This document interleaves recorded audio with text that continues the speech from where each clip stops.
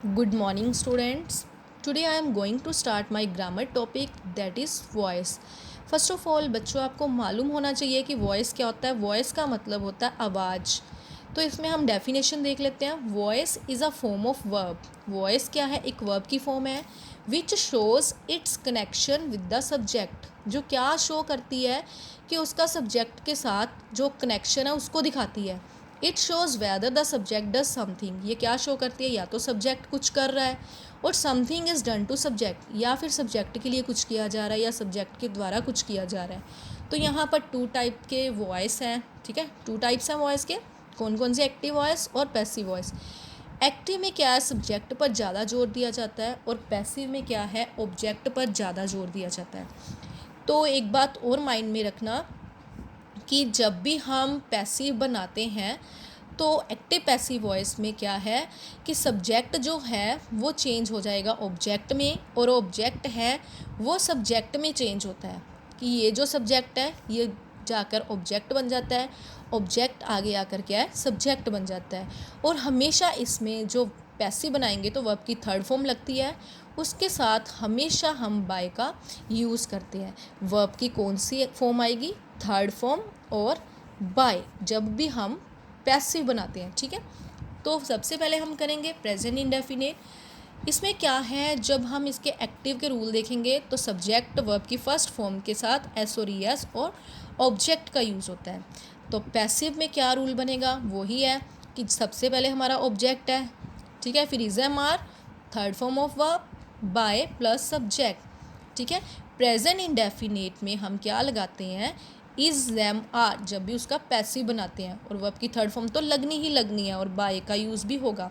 इसमें एग्जांपल देखो, he plays football. तो इसमें क्या यूज़ करेंगे? हम फुटबॉल को आगे लेके आएंगे. ठीक है, ऑब्जेक्ट का पहले सब्जेक्ट बनाना है. फिर हमने देखना है कि हमारा अगर सब्जेक्ट सिंगुलर है तो इज लगा दो, प्लूरल है तो आर लगा दो. वर्ब की थर्ड फॉर्म, प्ले क्या है? वर्ब की फर्स्ट फॉर्म है. तो यहाँ हमें मालूम हो गया कि ये प्रेजेंट इंडेफिनिट है. ठीक है, तो इस वजह से हमने उसका क्या लगाया? यहाँ इसका यूज़ कर दिया. प्लूरल होता तो आर लग जाता. ठीक है, तो यहाँ वर्ब की थर्ड फॉर्म, फिर बाय, फिर ही को जब ऑब्जेक्ट बनाएंगे तो हिम लग जाएगा. नेक्स्ट है प्रेजेंट कंटिन्यूस टेंस. एक्टिव का रूल क्या है? Subject is am are plus first form of verb I N G और ऑब्जेक्ट.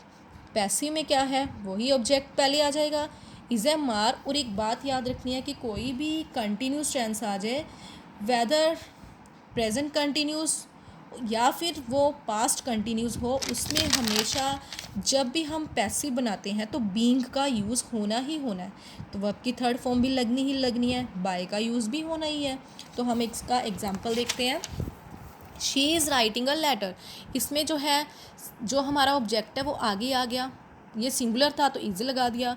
फिर हमें ये मालूम है कि ये प्रेजेंट कंटिन्यूस टेंस है. ठीक है, इज एम आर के साथ वर्ब की फर्स्ट फॉर्म के साथ आई एन जी लगा है. इट मीन्स हमें पहचान है कि ये प्रेजेंट कंटिन्यूस टेंस है, तो हम इसके साथ क्या ऐड कर देंगे? बीइंग ऐड कर देंगे. तो यहाँ वर्ब की थर्ड फॉर्म बाय और शी को चेंज कर दिया हर में जब इसका ऑब्जेक्ट बन गया. नेक्स्ट है प्रेजेंट परफेक्ट. प्रेजेंट परफेक्ट के एक्टिव के क्या रूल है? Has, have, third form of verb plus object. जब बच्चे पैसिव बनाते हैं तो माइंड में रखो कि कोई भी परफेक्ट आ जाए, चाहे वो पास्ट परफेक्ट है, प्रेजेंट परफेक्ट है या फिर फ्यूचर परफेक्ट है, उसमें हमेशा हम जब पैसिव बनाते हैं तो बीन ऐड करते हैं. जैसे कंटिन्यूस में बीइंग लगता है, इसी तरह से अगर कोई भी हमारा परफेक्ट आ जाए तो उसमें हम बीन लगाएंगे जब पैसिव में चेंज करेंगे. ओके, तो यहाँ वर्ब की थर्ड फॉर्म, फिर बाय और subject. Example, she has eaten the food. सबसे बड़ी पहचान है कि जब भी कोई भी परफेक्ट आ जाए तो उसमें हमें हैज़, हैव या जो हैड होगा, पास्ट होगा, तो ये लगा ही होगा. आपकी थर्ड फॉर्म जो है ऑलरेडी हमें लगी हुई मिलेगी परफेक्ट में. ठीक है, तो हम क्या करेंगे? The food has. ठीक है, सिंगुलर है तो हैज़ लगाओ, प्लूरल है तो हैव लगाओ. उसके बाद हम हमेशा बीन का यूज़ करेंगे परफेक्ट में. Third form of verb by and she को चेंज कर दिया हर में. नेक्स्ट है past indefinite tense. Past indefinite में जो हमारे एक्टिव के रूल है वो क्या है? सब्जेक्ट, तो वर्ब की सेकंड फॉर्म और ऑब्जेक्ट. तो जब भी पैसिव बनाना है तो हम क्या करेंगे? यहाँ पर वॉज वर लगाएंगे, क्योंकि हमने प्रेजेंट इंडेफिनिट में तो इज एम आर लगाया था, और जब पैसिव बनाएंगे पास्ट का तो उसमें इंडेफिनेट का जो पैसिव बनाना है तो वॉज वर्ब लगाएंगे, ठीक है, और वर्ब की थर्ड फॉर्म तो लगनी ही लगनी और बाय का यूज़ भी होना ही है।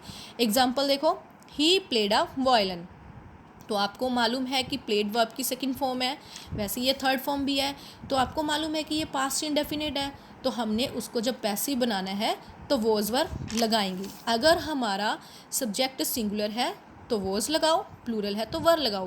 या वायलिन वॉज प्लेड, तो यहाँ पर थर्ड फॉर्म लग गई प्लेड, सेकंड फॉर्म भी प्लेड है, थर्ड फॉर्म भी प्लेड है। बाय और ही को चेंज कर दिया हिम में। नेक्स्ट है पास्ट कंटिन्यूस टेंस, तो इसके एक्टिव के रूल क्या है, was verb plus first form of verb ING और ऑब्जेक्ट। पैसिव बनाना है तो वॉज वर्ब के साथ मैंने आपको पहले भी बताया था कि कंटिन्यूज में हम बीइंग ऐड करेंगे और थर्ड फॉर्म है वर्ब की और सब्जेक्ट। एग्जाम्पल देखो, I was dancing on the stage, ठीक है, तो इसमें जो है ऑब्जेक्ट का सब्जेक्ट बना दिया, आगे आ गया, ये एज अ सब्जेक्ट यूज़ हो गया। फिर हम देखो कंटिन्यूज़ में एक पहचान है कि वॉज वर्ब ऑलरेडी यहाँ पर लगा हुआ है, वॉज वर्ब लगा, इट मीन्स हमें पता लग गया कि ये पास्ट है, ठीक है, पास्ट कंटिन्यूज़ है, वर्ब की फर्स्ट फॉर्म के साथ आईएनजी लगा तो आपको पहचान हो जाएगी, ठीक है। अगर इज़ मार होता तो आपको पहचान हो जाती कि ये प्रेजेंट कंटिन्यूस का टेंस है, तो यहाँ पर क्या आ जाएगा, वॉज और क्या ऐड हो गया, बीइंग, वर्ब की थर्ड फॉर्म के साथ क्या लग जाएगा, बाय। नेक्स्ट है पास्ट परफेक्ट का क्या रूल है, इसमें हैड के साथ वर्ब की थर्ड फॉर्म लगती है। तो जैसा कि मैंने परफेक्ट में आपको पहले भी बताया था कि कोई भी परफेक्ट आ जाए उसमें हमें वर्ब की थर्ड फॉर्म लगी ही मिलेगी। पैसिव में हमने ये ऐड कर देना है, कोई भी परफेक्ट आ जाए जब पैसिव बनाएंगे तो बीन ऐड कर देंगे, ठीक है बच्चे। एग्जाम्पल देखो, I had played a match, ठीक है, तो इसमें क्या है, जो हमारा ऑब्जेक्ट है वो आगे आ जाएगा एज अ सब्जेक्ट, फिर हैड लग जाएगा और फिर हमने क्या लगाना है, इसमें बीन का यूज़ करना है, ठीक है, क्योंकि परफेक्ट है इस वजह से हम यहाँ पर बीन को लगाना है। तो फिर यहाँ वर्ब की थर्ड फॉर्म बाय, आई को हमेशा जब ऑब्जेक्ट बनाएंगे तो मी में चेंज कर देंगे। नेक्स्ट है बच्चे फ्यूचर इंडेफिनिट। फ्यूचर इंडेफिनिट का जो एक्टिव का रूल देखो, सब्जेक्ट विल शैल, वर्ब की फर्स्ट फॉर्म और ऑब्जेक्ट। पैसिव बनाना है तो इसमें ऑब्जेक्ट विल शैल के साथ हम हमेशा फ्यूचर इंडेफिनिट का जब पैसिव बनाएंगे तो याद रखना बी को ऐड करेंगे, वर्ब की थर्ड फॉर्म बाय और subject. Example, I will go to Delhi, तो इसमें क्या है बच्चे, जो दिल्ली को आगे ले आए, Delhi will be gone to by me. इसमें देखो जब भी पहली बात तो आपको मालूम हो जाएगा कि विल शैल हम फ्यूचर में लगाते हैं, दूसरा वर्ब की फर्स्ट फॉर्म लगी है तो ये फ्यूचर इंडेफिनिट है, तो इसमें सिर्फ एक वर्ड है जो हमने ऐड करना है, दिल्ली विल बी लगा देंगे, third form of verb to by me, ठीक है, ये यहाँ पर आई को मी में चेंज कर दिया। नेक्स्ट है फ्यूचर परफेक्ट। देखो इसका जो है फ्यूचर कंटिन्यूस का जो पैसिव नहीं बनता, ठीक है, फ्यूचर परफेक्ट, जैसे कि आप प्रेजेंट परफेक्ट कंटिन्यूस का भी पैसिव नहीं बनेगा, पास्ट परफेक्ट कंटिन्यूस का पैसिव नहीं बनता, और फ्यूचर कंटिन्यूस नहीं बनता, और फ्यूचर परफेक्ट कंटिन्यूस का पैसिव नहीं बनता। अब देखो नेक्स्ट है फ्यूचर परफेक्ट, इसमें है जो एक्टिव के रूल है, विल शैल के साथ हैव लगेगा, वर्ब की थर्ड फॉर्म लगती है और ऑब्जेक्ट लगता है।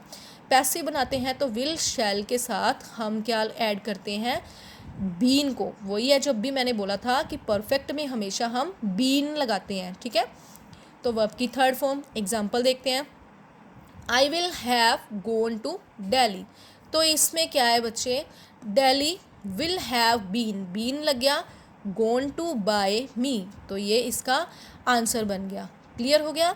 तो बच्चे ये तो था आपके फर्स्ट पार्ट में जो मैंने सिंपल आपको प्रेजेंट, पास्ट और फ्यूचर जो है वॉइस करवाए हैं कि उसको पैसिव का कैसे बनाना है, और नेक्स्ट पार्ट में हम करेंगे नेगेटिव, इंट्रोगेटिव और imperative. So I hope students कि आपको ये अच्छी तरह से क्लियर हुए हैं। Thank you.